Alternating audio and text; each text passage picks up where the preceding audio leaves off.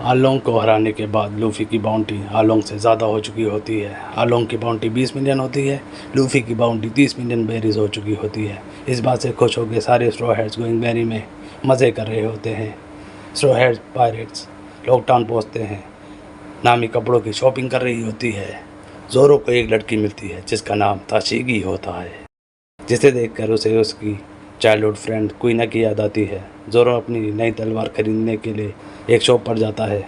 वहाँ पर उसे वही लड़की ताशिगी मिलती है और वो ज़ोरो की मदद करती है स्वॉर्ड खरीदने में। ज़ोरो वहाँ से 2 स्वॉर्ड लेता है, एक सेंडाई डेट्सू जिसे डीमन स्प्लिटर भी कहते हैं।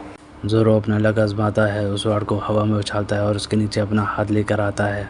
ज़ोरो उस तलवार के शाप से बच जाता है।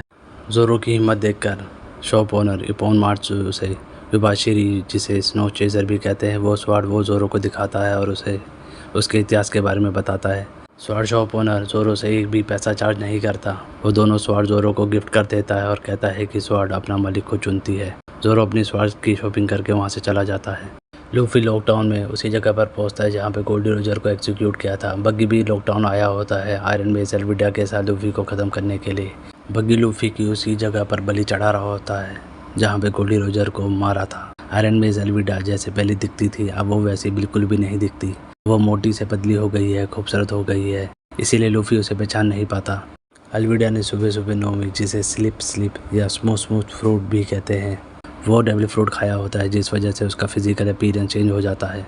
उसके शरीर से सभी हमले जैसे मुक्के और गोलियां बिना किसी नुकसान के फिसल जाएंगे, जिस वजह से उसे कोई चोट नहीं लगेगी। एल्विडा बग्गी को कहती है लूफी को ख़त्म कर दे। ज़ोरो सांजी भाग के टावर के पास जाते हैं लूफी को बचाने के लिए। लूफी हंस रहा होता है, तभी वहाँ बिजली कड़कती है और सीधा टावर पर पड़ती है। लूफी आज़ाद हो जाता है और बग्गी ढेर हो जाता है। नामी यूसुफ गोइंग मैरी के पास जाते हैं वहाँ से निकलने के लिए। तभी लोकल मरीन जो पेट्रोलिंग कर रही होती है वो नामी और यूसुफ को पकड़ लेती है। वहाँ पर स्मोकर भी आ जाता है बाकी मरीन लोगों के साथ स्ट्रॉ हैट पायरेट्स को पकड़ने के लिए, स्पेशली लूफी को। स्मोकर एक डेड फ्रूट यूज़र होता है जिसने स्मोक फ्रूट खाया होता है, जिस वजह से अब वो स्मोक क्रिएट कर सकता है, उसे मैनिपुलेट कर सकता है और ख़ुद को स्मोक में ट्रांसफॉर्म कर सकता है। ये सब हमें लूफी और स्मोकर की फ़ाइट के दौरान पता चलता है।